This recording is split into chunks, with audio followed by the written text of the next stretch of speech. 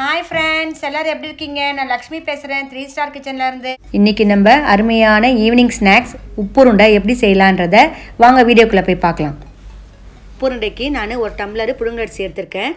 புழுங்கரிசி தான் இதுக்கு டேஸ்டா இருக்கும். பாருங்க பெருங்காயம், கருவேப்பிலை, 3 பச்சை மிளகாய், 4 காஞ்ச மிளகாய், உளுத்தம் பருப்பு, கடலைப்பருப்பு, கடுகு, எண்ணெய், தேங்காய் சின்ன சின்னதா இந்த மாதிரி கட் பண்ணிக்கங்க. உப்பு தேவையான அளவு. இப்போ அரிசி ஒரு ஹவர் ஊறிடுச்சு நல்லா.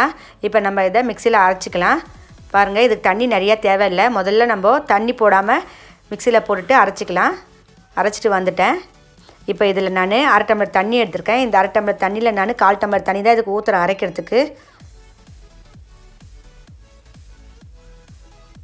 இதில் நான் 1/4 டம்ளர் தண்ணி ஊற்றி அரைச்சிக்கிறேன் ஒரு வாட்டி.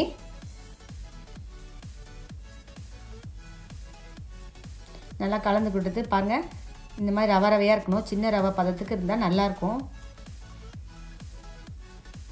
நான் இதில் 1/4 ஸ்பூன் உப்பு சேர்த்துக்கிறேன். உங்களுக்கு தேவையான அளவு நீங்கள் உப்பு சேர்த்துக்குங்க.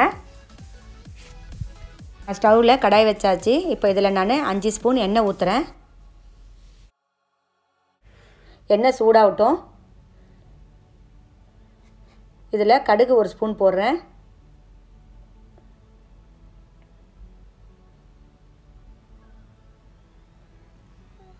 உளுத்தம்பருப்பு 1 ஸ்பூன் போடுறேன். கடலைப்பருப்பு 1 ஸ்பூன் போடுறேன். இது நான் ரொம்ப சின்ன குட்டி ஸ்பூன் எடுத்துருக்கேன். அதனால தான் நான் அந்த 1 ஸ்பூன் அளவில் உங்களுக்கு சொல்கிறேன். கருவேப்பிலை கொஞ்சம் போடுறேன். இதில் காஞ்ச மிளகா, பச்சை மிளகா எல்லாம் போட்டால் நல்லா காரசாரமாக இருக்கும். அதனால் நான் 3 பச்சை மிளகாவும் 4 காஞ்ச மிளகா எடுத்துருக்கேன். அதை நல்லா கிள்ளி சின்ன சின்னதாக கட் பண்ணி போட்டுக்குங்க. பச்சை மிளகாவும் காஞ்ச மிளகாவும் இதை நல்லா வறுபடட்டும். இப்போ இதில் நான் பெருங்காயம் சேர்த்துக்கிறேன்.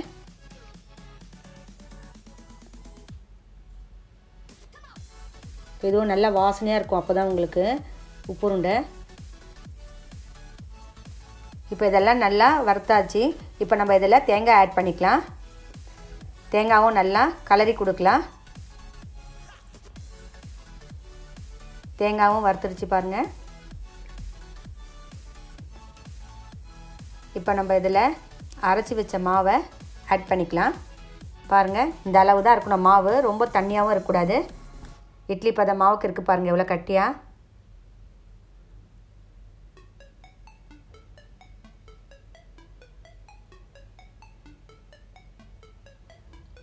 இதை நல்லா கலந்து கொடுங்க. இதிலே ஒரு 5 நிமிஷம் இதிலே வெந்துடும் கொஞ்சம். இது எதுக்கு இந்த மாதிரி பண்ணுறோன்னா இந்த தண்ணியெலாம் நல்லா இழுக்கும். அதனால தான்.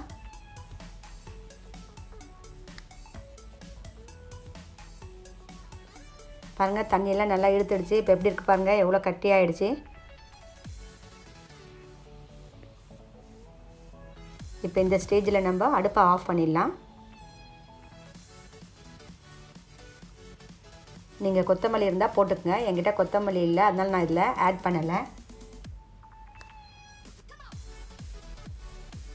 பாருங்கள் இது ஒரு 5 நிமிஷம் ஆறணும். ஆறிடுச்சு நல்லா. இதை நல்லா இப்படி பிசைஞ்சிட்டு இப்போ நம்ம இதில் உருண்டை பிடிச்சிடலாம். உங்களுக்கு நல்லா பெருசாக வேணாலும் பெருசாக பிடிச்சிக்கங்க, சின்னதாக வேணாலும் சின்னதாக பிடிச்சிக்கங்க. நான் மீடியம் சைஸில் பிடிச்சிக்கிறேன்.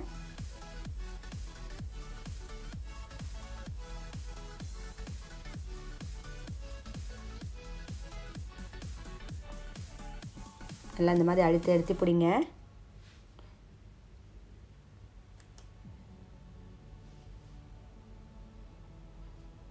எல்லா உருண்டையும் பிடிச்சாச்சு. இப்போ நம்ம ஆவியில் வேக வைக்கலாம். பாருங்கள் நான் தண்ணி ஊற்றுறேன். 1 டம்ளர் தண்ணி ஊற்றிட்டு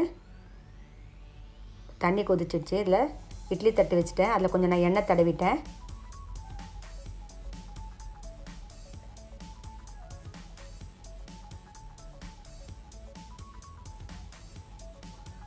நான் எல்லா தட்டுலேயும் 2 வச்சாச்சு. இப்போ நம்ம இதை மூடிட்டு ஒரு 10 நிமிஷம் வேகட்டும்.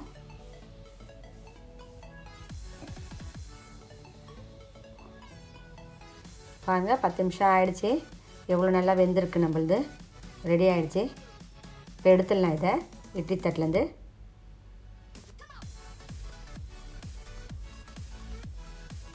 உப்பு உருண்டை பாருங்கள் எவ்வளோ சூப்பராக ரெடி ஆகிடுச்சுன்னு. நான் பாருங்கள் இதை புட்டு காமிக்கிறேன். எவ்வளோ நல்லா சாஃப்டாக இருக்குது. நீங்கள் இந்த மாதிரி ரவரவே அரைச்சா தான் இந்த மாதிரி சாஃப்டாக வரும். இந்த ரெசிபியை உங்கள் வீட்டில் நீங்கள் கண்டிப்பாக செஞ்சு பாருங்கள், டேஸ்ட் பண்ணுங்கள். இந்த வீடியோ பிடிச்சிருந்தா லைக் பண்ணுங்கள், உங்கள் ஃப்ரெண்ட்ஸுக்கெலாம் ஷேர் பண்ணுங்கள். என்னுடைய சேனலை முதல் தடவையாக பார்க்குறவங்களா இருந்தால் சப்ஸ்கிரைப் பண்ணுங்கள். பக்கத்தில் இருக்க பெல் பட்டனையும் கிளிக் பண்ணுங்கள். அப்போ தான் நான் போடுற புது புது வீடியோஸ்லாம் உங்களுக்கு உடனுக்குடனே அப்டேட் ஆகும். தேங்க்யூ.